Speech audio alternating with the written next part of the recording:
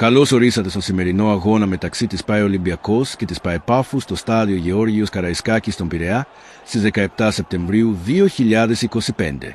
Ο εναρκτήριος αγώνας του UEFA Champions League αξίζει 3 βαθμούς και ήδη δίνει προβάδισμα στον νικητή. Ο Ολυμπιακός φτάνει με αυτοπεποίθηση, καθοδηγούμενος από ένα δυναμικό Καραϊσκάκη.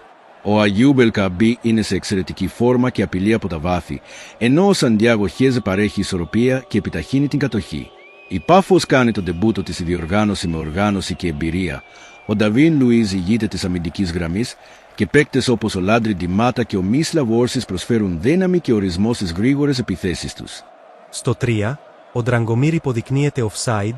Στο 4, ο Ελ Καάμπι παγιδεύεται στην αντίπερα πλευρά.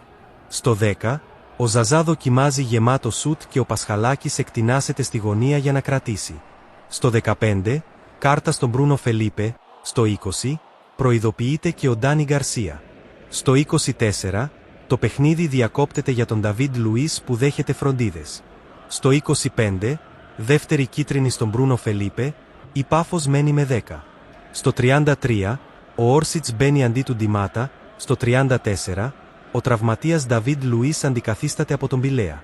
Στο 36, κεφαλιά του Γκόλνταρ out. Στο 43, σουτ του Ρέτσου κοντράρεται. Στο 44, χέρι του Ποντένσε.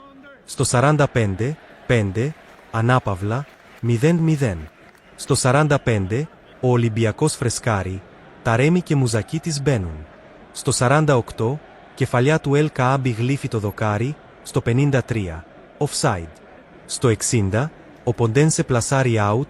Στο 61, ο Κωνστίνια αντί Ροντινέη. Στο 62, ο Όρσιτ σουτάρει ψηλά. Στο 63, νέες περιποιήσεις στον Ζαζά.